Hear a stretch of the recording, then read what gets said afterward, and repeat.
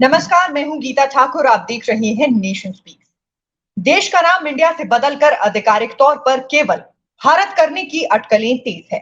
भले ही संविधान के अनुच्छेद 1 में दो नामों का परस्पर इस्तेमाल किया गया है, लेकिन फिर भी ये मुद्दा एक बार फिर से चर्चा में आ गया है। संविधान के अनुच्छेद 1 में लिखा है, इंडिया जो कि भारत है, राज्यों का एक संघ होगा। जून 2020 में सुप्रीम कोर्ट ने संविधान से इंडिया को हटाने और केवल भारत को बनाए रखने की मांग करने वाली एक जनहित याचिका को खारिज कर दिया था। हालांकि अब इंडिया हटाकर केवल भारत करने की मांग एक बार फिर से हो रही है। ये मुद्दा राजनीतिक तौर पर भी गरमाया हुआ है।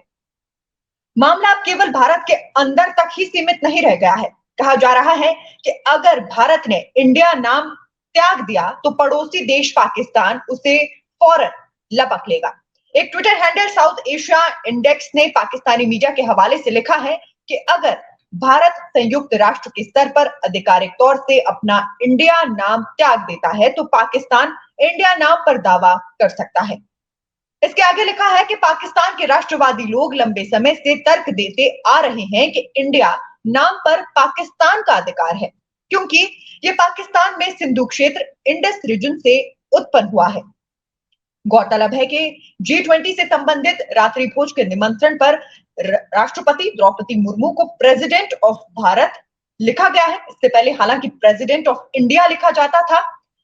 अब भारत यानी प्रेसिडेंट ऑफ भारत से उन्हें संबोधित किए जाने पर बहुत बड़ा राजनीतिक बवाल शुरू हो गया है। इसके बाद प्राइम मिनिस्टर ऑफ भारत भी लिखा गया, जिसके बाद बवाल आगे बढ़ता बढ़ता अब यहां तक पहुंच गया है कि दिल्ली में जब G20 सम्मेलन शुरू हुआ है आज, तो यहां पर प्रधानमंत्री नरेंद्र मोदी ने उद्घाटन भाषण दिया है, जहां की एक तस्वीर काफी ज्यादा वायरल हो रही है, जिसे बाकायदा केंद्रीय मंत्री स्मृति ईरानी ने भी शेयर किया है। इस तस्वीर में प्रधानमंत्री नरेंद्र मोदी के आगे पटल पर भारत लिखा हुआ है, जो कि पहली बार हुआ है। इससे पहले जब G20 समिट की बैठक हुई थी इंडोनेशिया के बाली में, तब हालांकि ऐसा देखने को नहीं मिला था। प्रधानमंत्री नरेंद्र मोदी के आगे इंडिया ही लिखा गया था, लेकिन अब ये मामला लगातार बढ़ता जा रहा है। हालांकि संवैधानिक तौर पर दोनों ही नामों का इस्तेमाल किया जा सकता है, इसीलिए दूसरे नाम का इस्तेमाल जो इस वक्त किया जा रहा है यानी भारत लिखा जा रहा है, ये कहीं भी संवैधानिक तौर पर गलत नहीं है। लेकिन जैसा कि मैंने कहा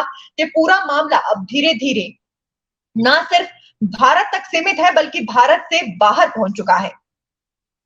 आधिकारिक तौर पर अभी दोनों ही नाम इस्तेमाल हो रही हैं, लेकिन अगर जिस तरीके की चर्चाएं हैं, जिस तरीके के कयास लगाए जा रहे हैं कि अब एक ही नाम यानी भारत को चुन लिया जाएगा, और अगर भारत को चुना जाता है तो इसके लिए बाकायदा संसद में अनुच्छेद 368 के तहत बिल लाना होगा, जिसके लिए संसद के 2/3 सदस्यों की हामी की जरूरत होगी। उसके साथ साथ समर्थन के साथ साथ यानी कुल मिलाकर अगर मैं बात करूं तो लोकसभा के 356 और राज्यसभा के 157 लोगों की सदस्यों की सहमति की यहां जरूरत पड़ेगी।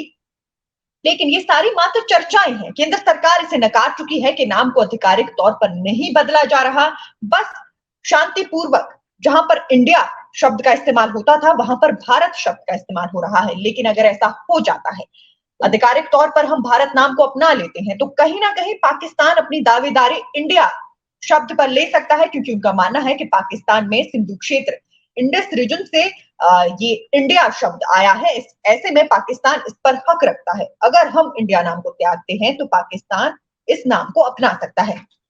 आपकी इस पूरे मुद्दे पर क्या राय है? आप इस पूरे मुद्दे को लेकर क्या सोचते हैं? कमेंट बॉक्स में हमें जानकारी जरूर दीजिएगा। हालांकि नेशन स्पीक्स इसी तरह के तमाम अपडेट्स लेकर हाजिर होता रहेगा। आप नेशन स्पीक्स के यूट्यूब चैनल को लाइक, सब्सक्राइब और शेयर करना ना भूलें।